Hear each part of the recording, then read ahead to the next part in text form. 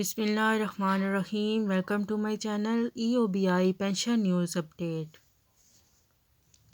امید کرتی ہوں کہ آپ سب خیریت کے ساتھ ہوں گے۔ آج کا ہمارا ٹاپک ہے EOBI کو تقسیم کرنے کی باتیں ہو رہی ہیں۔ ٹاپک کی جانب بڑھنے سے پہلے میری آپ سب سے گزارش ہے چینل کو سبسکرائب کر لیں تاکہ پینشن سے متعلق ہر آنے والی نیوز سے آپ باخبر رہ سکیں۔ EOBI کو تقسیم کرنے کی باتیں کی جا رہی ہیں۔ صوبہ سندھ چاہتا ہے کہ EOBI کو تقسیم کر دیا جائے اور تازہ ترین قانونی پوزیشن پر بات کی جائے گی۔ کیا یہ تقسیم ہو سکتا ہے یا نہیں؟ اس کی تازہ ترین اپڈیٹ کیا ہے؟ کیونکہ بڑے عرصے سے یہ باتیں ہو رہی ہیں، فالو اپ میٹنگز ہو رہی ہیں۔ باقاعدہ طور پر سید غنی صاحب آتے ہیں اور EOBI کی تقسیم کرنی ہے۔ اس کے علاوہ آج کل سوشل میڈیا پر بھی، پرنٹ میڈیا پر بھی اور الیکٹرانک میڈیا پر بھی EOBI کی تقسیم کے حوالے سے باتیں گردش میں ہیں، جبکہ EOBI اپنی حیت کے لحاظ سے وفاقی ادارہ ہے، جن کی پنشن کے ثمرات سے پورے پاکستان کے لاکھوں محنت کش ملازمین پسماندگان مستفید ہو رہے ہیں۔ واضح رہے، 1976 میں EOBI کے قیام سے قبل 1972 میں وفاقی حکومت نے مجوزہ ضعیف العمر ملازمین فوائد پنشن کا ایک ابتدائی مسودہ قانون تیار کرکے چاروں صوبوں کو مشاورت اور ان کی رضامندی کی غرض سے ارسال کیا تھا،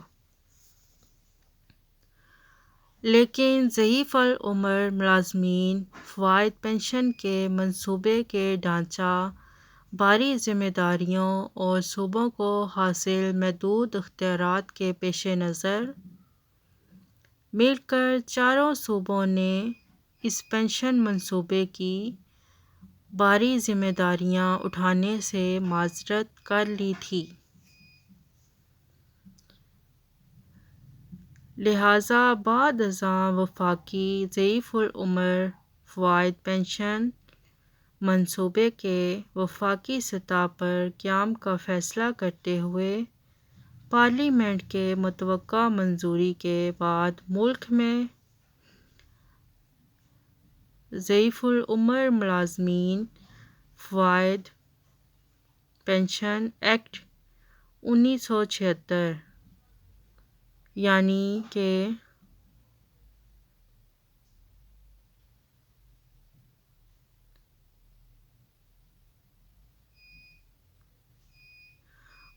employees of Old Age Benefit Institute Act 1976 کو منظور کرتے ہوئے اس قانون کے نفاذ کے لیے 1976 کو وفاقی سطح پر ایک محکمہ اولڈ ایج بینیفٹ کے قیام کا اعلان کر دیا گیا تھا۔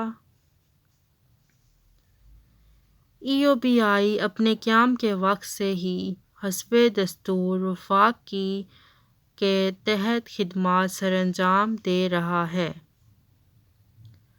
1 اپریل 2010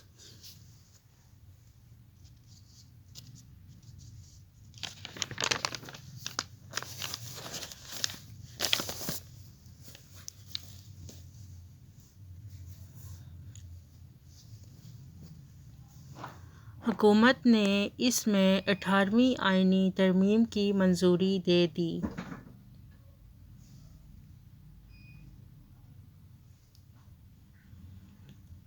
جس کے بعد وفاق سے محنت، صحت، تعلیم اور امن امان کے شعبوں کا خاتمہ کرکے شعبہ جات صوبوں کے سپرد کر دیے گئے۔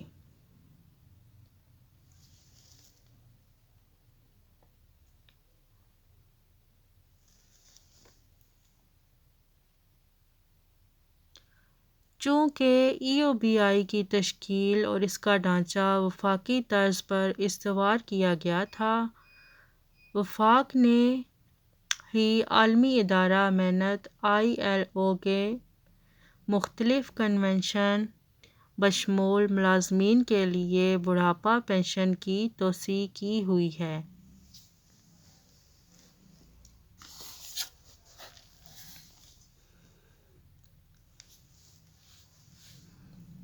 ای او بی آئی ملک بھر کے نجی شعبوں کے اداروں اور ان کے ملازمین کو رجسٹرڈ کر کے ان سے کنٹریبیوشن وصول کر کے رجسٹرڈ شدہ ملازمین کی ریٹائرمنٹ یا ان کی معذوری یا ان کی وفات کی صورت میں ان کے جو پسماندگان کو پنشن فراہم کرتا ہے، خواہ اس ملازم کا تعلق ملک کے کسی بھی صوبے سے ہو اور اس نے کسی بھی صوبے میں ملازمت کی ہو، جبکہ وفاقی صوبائی طرز پر کسی دوسرے صوبے سے تعلق رکھنے والے ملازم کے لیے کسی دوسرے صوبے سے پنشن کا حصول ناممکن ہے۔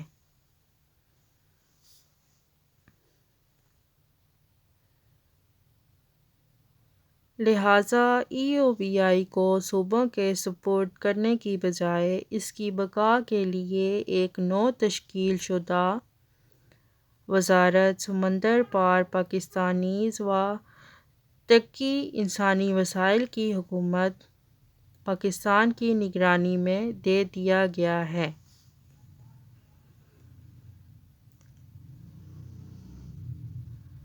جو تاحال برقرار ہے۔ جہاں تک وفاق اور صوبوں کے مابین تنازعات ہیں، تو یہ واضح رہے کہ ای او بی آئی کے 16 رکنی بورڈ آف ٹرسٹیز کے اجلاس میں پہلے ہی وفاق اور چاروں صوبوں کے منتخب اعزران اور ملازمین کی مساوی نمائندگی موجود ہے۔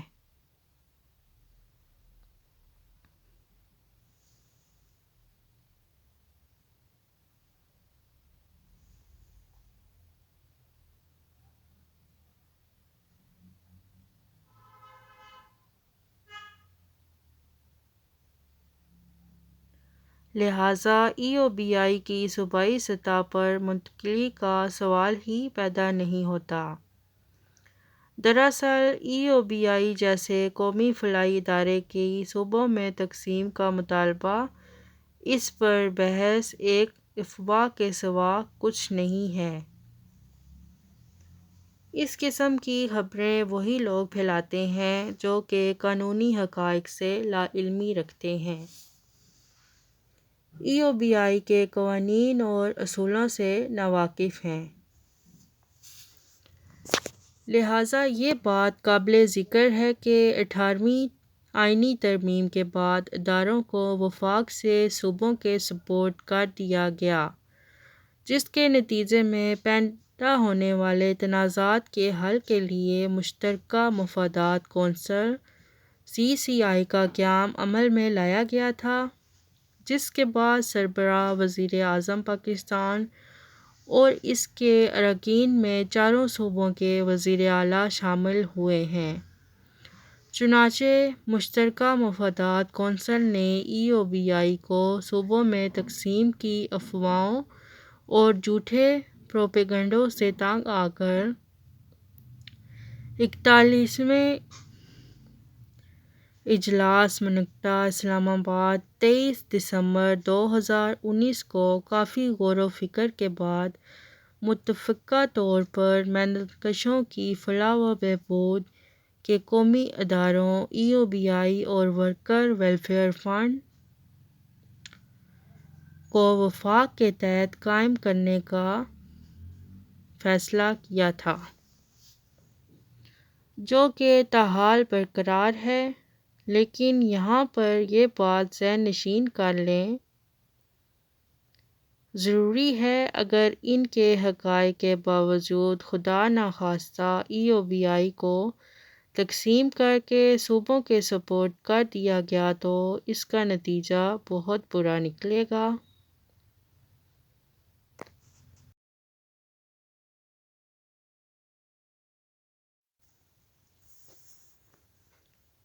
ای او بی آئی کے ادارے کی تباہی و بربادی کے سوا کچھ حاصل نہ ہوگا اور اس کے جو اثرات ہوں گے، اس کی زد میں جو لوگ آئیں گے وہ ہیں ملک کے بیمہ دار افراد، پینشنرز اور پینشنرز کے جو لواحقین ہیں وہ اس کا خمیازہ جو ہیں وہ بھگتیں گے۔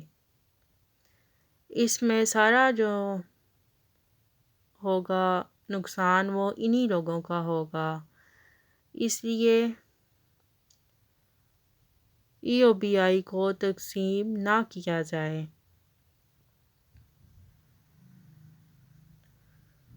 اگر آپ کو ہماری آج کی ویڈیو پسند آئی ہو تو اسے لائک کریں، شیئر کریں اور چینل کو سبسکرائب کر لیں تاکہ پینشن سے متعلق ہر آنے والی نیوز سے آپ باخبر رہ سکیں۔